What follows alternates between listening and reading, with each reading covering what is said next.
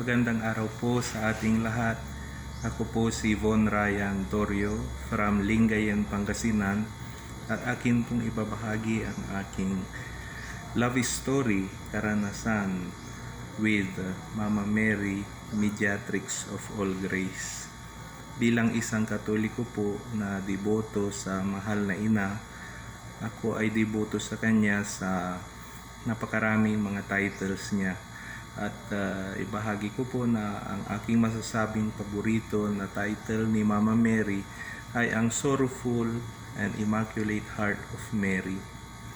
Ako po ay mahilig na magbasa ng mga religious literature, mag-browse sa internet tungkol sa mga makakatolikong mga bagay, at dyan ko rin nalaman ang tungkol sa aparisyon sa lipa ni Mama Mary noong 1948. Subalit sa aking isip, sabi ko, ito ay nangangailangan pa para mas tumatak sa aking puso. Ay gusto ko na ito ay ma-approve sa Vatican, dahil yun nga po, ito ay sa level ng Archdiocesan ito na aproba ni Most Reverend Ramon Arguelles, Archbishop ng Lipa.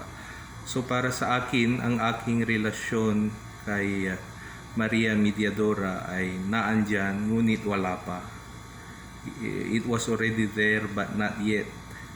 Dahil ang aking personalidad po kasi ay para akong scrupulous pagdating sa mga ganyang bagay. Kailangan ay papally approved, formally approved, ganyan po. Kaya itong aking relasyon kay Mama Mary, Mediatrix of All Grace, ay sabi ko nga, naandyan ngunit wala pa. Nung ako po ay seminarista sa Our Lady of Angels Seminary sa mga Franciscano, isang araw po ako ay nagkasakit, nilagnat ng napakataas na lagnat. At ako po ay mag-isa doon sa aming silid, sa aming kwarto, habang yung aking mga kasamahan ay nagkaklase. At doon sa kwartong iyon, siguro ay naiwan nung mga dating nag-o-occupy ng room na iyon ng mga seminarista, ay mayroong pamphlet, stampita ni Mama Mary, Mediatrix of All Grace. At nung ako'y nagkasakit, ito ay nilagay ko sa ilalim ng aking unan, at sa aking bed of suffering ay dinasal ko ito, kasi ako ay taga Pangasinan at sa Novaliches po ang seminaryo. So I was feeling lonely at may sakit pa ako. And ang aking konsolasyon ay itong istampita na ito ni Mama Mary, Mediatrix. Dinasal ko ito. Ito ang aking hinalik-halikan habang ako ay ina-undergo ko yun na aking paghihirap, lagnat, ngunit masasabi kong I experienced suffering. And with Mary, aking inialay ang paghihirap na iyon sa ating Panginoon. So yan ang una ko talagang concrete experience with Mama Mary. Hindi naman sa ako ay gumaling dahil doon sa istampita, hindi ko rin po masabi yun. Ngunit ang miracle doon ay may kasama ako. Mama Mary accompanied me in my bed of sickness as a young seminarian, as a young person na deboto sa kanya. At nung panahong iyon ay sa isang title niya na hindi ko pa masyadong tanim sa aking puso. Yun nga po yung Mediatrix. At noong ako po ay lumipat sa ibang kongregasyon, sa Franciscan Friars of the Immaculate, hindi ko po inaasahan, dahil doon sa Novaliches na house ng mga FFI ay hindi po ako dapat doon mag-observe. Sabi nila dapat sa Naga ka mag-observe, kasi sa Naga ay formation house nila. At ako ay hinatid ng mga FFI papuntang Naga mula Novaliches.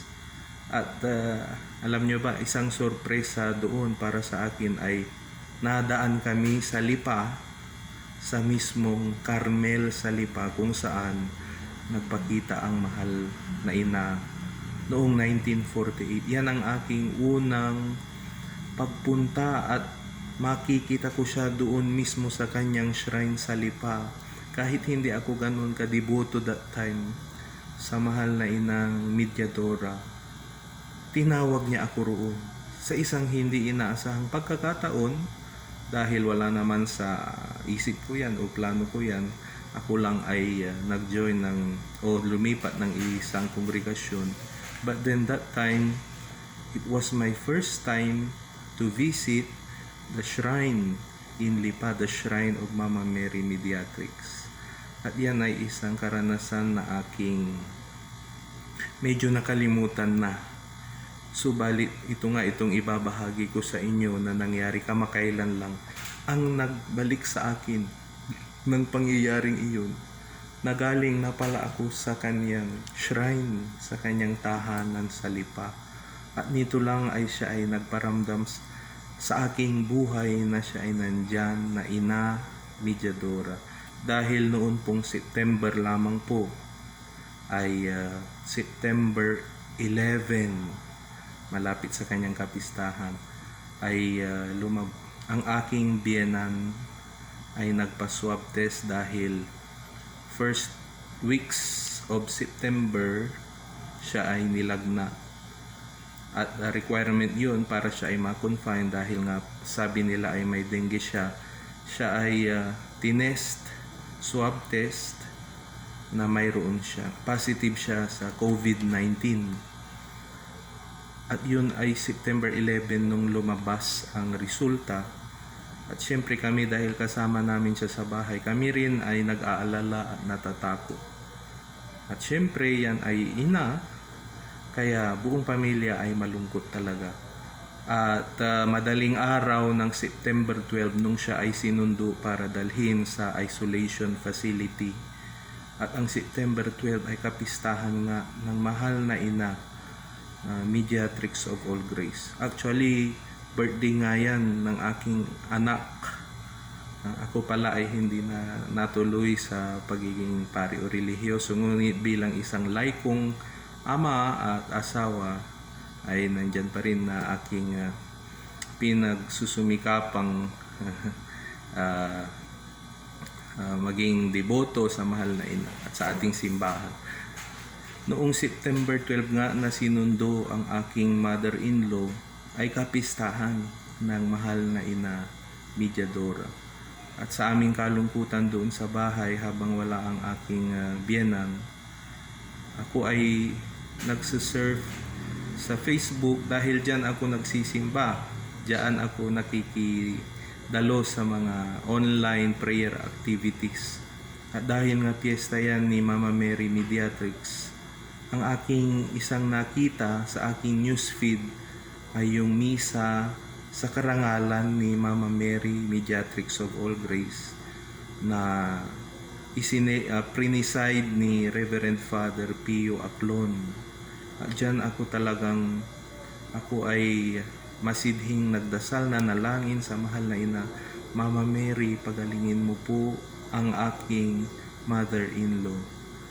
At hindi ko alam, inspirasyon ito para sa akin, inspirasyon ng Holy Spirit sa aking pananalangin, na nasabi ko sa aking pananalangin, Panginoon, kung gagaling ang aking biyenan, malagpasan namin ang pagsubok na ito sa aming pamilya, kasi maging kami man ay nasa panganib dahil kasama namin siya sa bahay.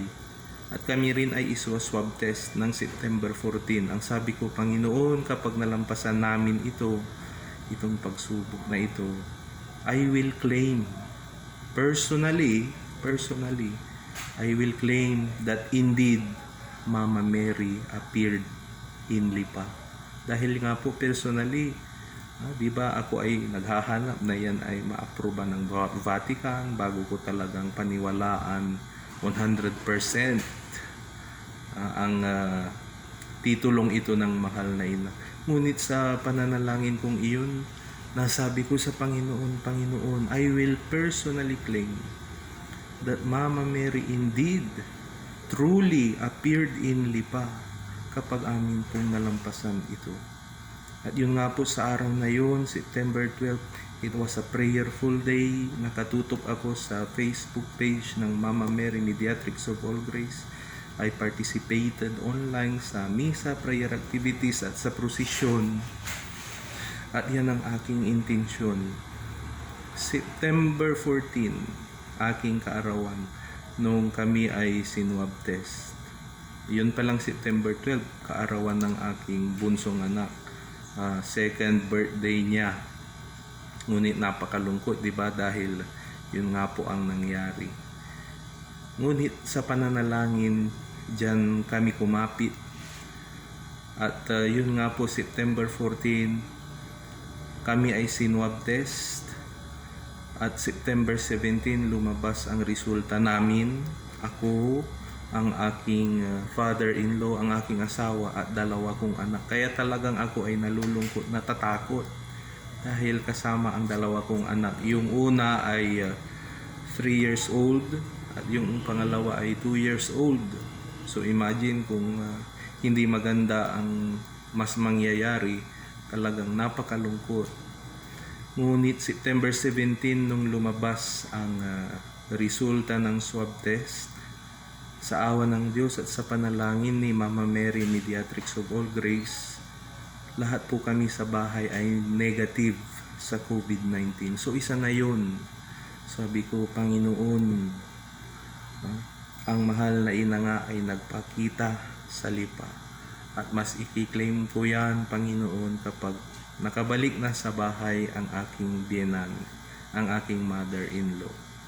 So from September 17 hanggang September 28, nandyan patuloy ang pananalangin sa Panginoon at sa mahal na ina, especially under the title Mediatrix of All Grace. Kasi nga po, yan nga po ang aking inspirasyon nung ako'y nanalangin, na I will attribute it to Mama Mary Mediatrix of All Grace, and that indeed I will claim that she appeared in Lipa.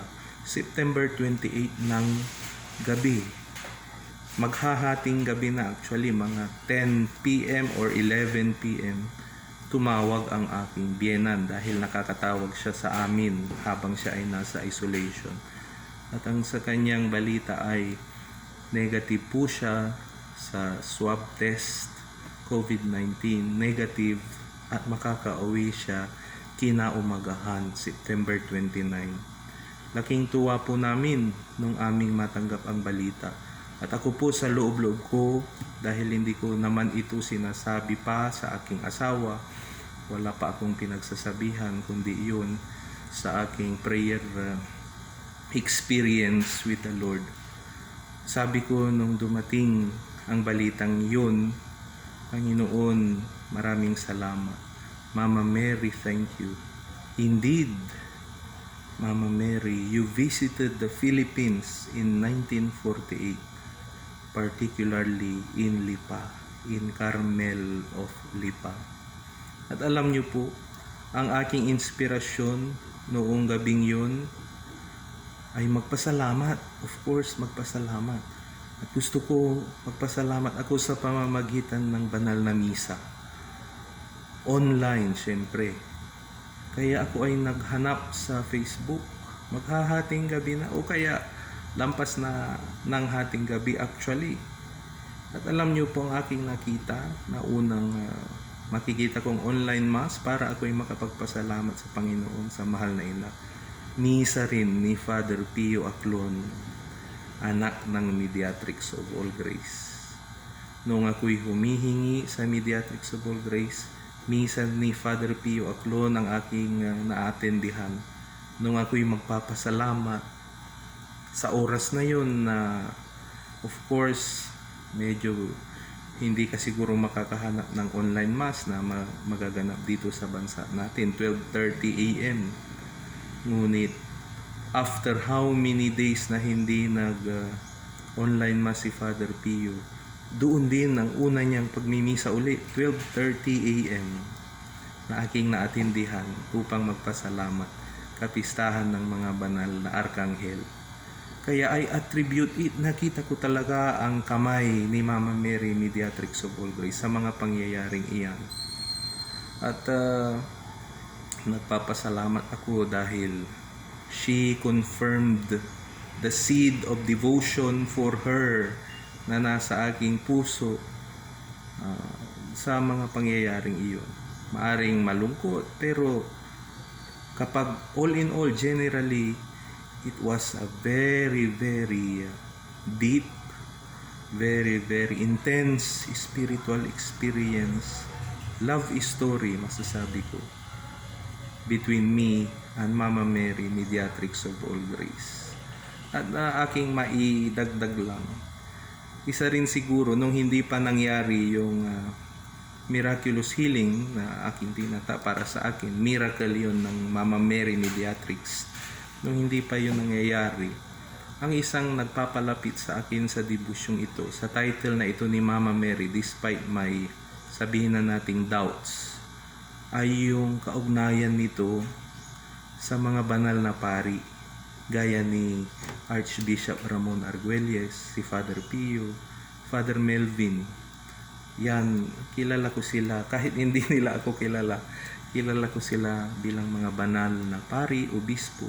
Kaya dyan ako na-attract na sundan, o masabi kong ako ang sinusundan ni Mama Mary Mediatrix. Kaya nga noong yung nangyari yung sa Taal Volcano na krisis sa Taal noong mag-uumpisa ang taong ito, year 2020, ang isang naabangan ko sa Facebook ay itong mga activities ni na Archbishop Arguelles at ang kanyang grupo kasama ang Mahal na Ina. Lalo na nung dinala nila ang Mahal na Ina kasama ang Panginoon sa banal na sakramento doon sa mismong bulkan. Sabi ko, wow! Buhay na buhay ang Panginoon sa mga taong ito sa simbahan. At nandyan din ang Mahal na Ina. Aking ipinapanalangin na ang Mahal na Ina Mediadora, Mediatrix of All Grace, ay talagang mag-manifest pa ng mag-manifest, lalo na po ngayon, lalo na po sa ating bansa, sa ating kinakaharap na mga problema na para sa akin ay gawa ng kanyang kaaway, the ancient serpent, na yan din ay nakapalood din sa kanyang mensahe sa 1948 apparition. Kaya sana yan ang aking panalangin nating lahat. Mama Mary, mag-manifest pa kayo ng mag-manifest hanggang makilala kayo ng buong mundo bilang Mediatrix of All Grace, na sana ay mag-lead din yan sa definitive triumph of your Immaculate Heart. Maraming salamat po, Ave Maria.